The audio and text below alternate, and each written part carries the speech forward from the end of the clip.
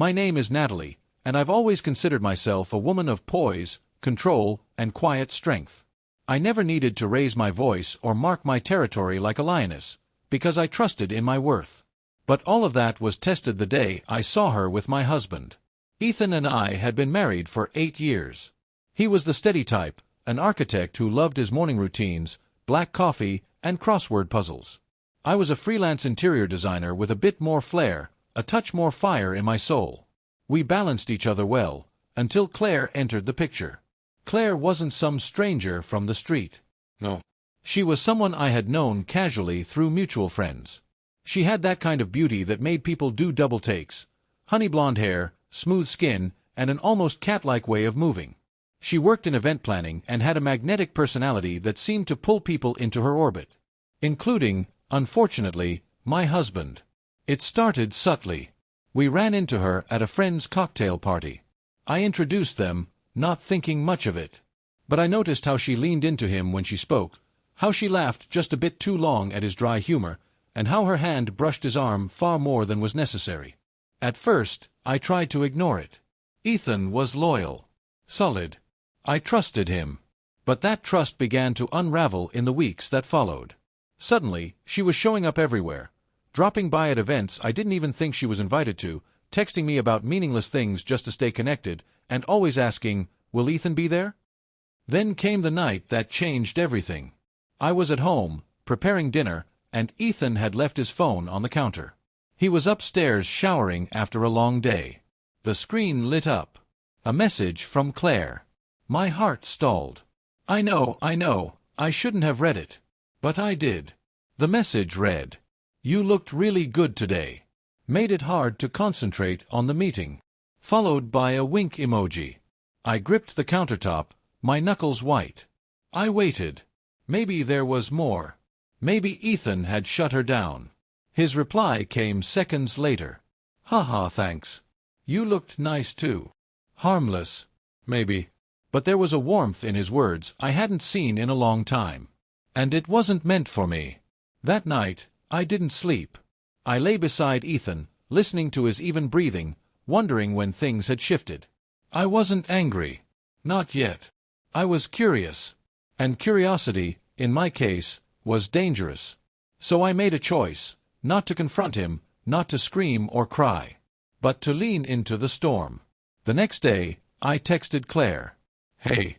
Haven't caught up in forever. Wanna come by for dinner this Friday? Ethan's off work and we're just staying in. She replied in under 2 minutes. Would love to. Can't wait 2 hearts. That night, I set the table with our best wine glasses. I cooked something indulgent, lobster risotto with truffle oil. I wore a deep emerald dress that clung to my curves, the kind I hadn't worn in months. And when Ethan asked why I was going all out, I just smiled. We're just having a guest. I like making a good impression. When Claire arrived, she looked flawless. A silky black dress, open-toe heels, and a necklace that dipped right between her breasts. I noticed Ethan glance at her. I also noticed how quickly he looked away when he realized I was watching. Dinner was light. Wine flowed. Laughter filled the room. I played the gracious hostess, letting Claire talk about her work, her travels, and her disastrous dating life. Ethan remained polite, but I watched closely, the way his eyes flickered toward her mouth when she spoke, the brief moments of connection that were unspoken yet loud. After dessert, I suggested we all move to the living room. We sat close, sipping more wine. The mood shifted, warmer, heavier. Claire looked at me and said, a little too boldly, "You two are lucky. You still have that spark." I tilted my head. "You think so?" "Oh, definitely," she said, crossing her legs slowly. "But you must know that Ethan is very easy to flirt with." There it was. The confession. The unspoken turned spoken. I smiled, slow and deliberate. "You're not wrong." Ethan shifted uncomfortably beside me. "Claire." "No, it's fine," I interrupted, turning to him. "She's just being honest." "It's flattering." Claire laughed. "You're not mad." "Why would I be mad?" I said, leaning forward, pouring more wine into her glass. I invited you here because I wanted to understand something. And now I do." Ethan looked between us, clearly unsure where this was going. Claire, emboldened by the tension, leaned closer. "And what is it that you understand now?"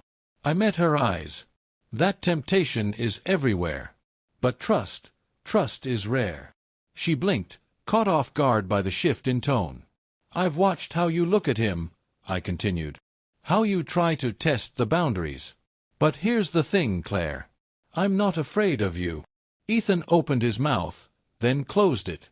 He knew not to interrupt me when I spoke like that. "You're beautiful. Charming. But you're a guest in my home.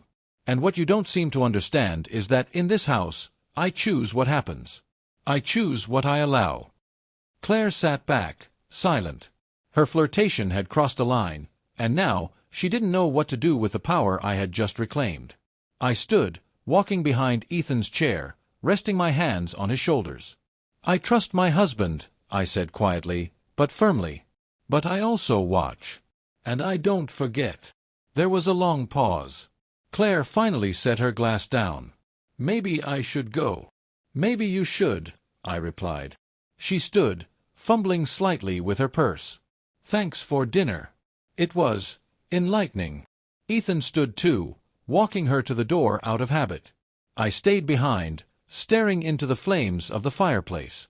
When the door shut behind her, I felt his presence behind me. "Natalie." I turned slowly. "Don't." "I didn't do anything," he said. "I know. But you wanted to. And maybe that's worse." He flinched. "It was just flirting. Nothing happened." "Yet," I said. "Nothing happened yet." He took a deep breath. "Why did you invite her?"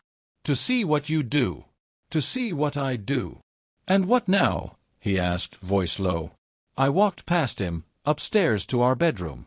He followed me in silence. That night, we didn't touch. We didn't speak. But in the silence, there was a shift.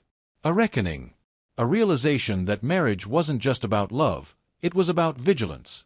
About choosing each other even when the world is full of distractions. Weeks passed. We never spoke of that night again. Claire stopped texting.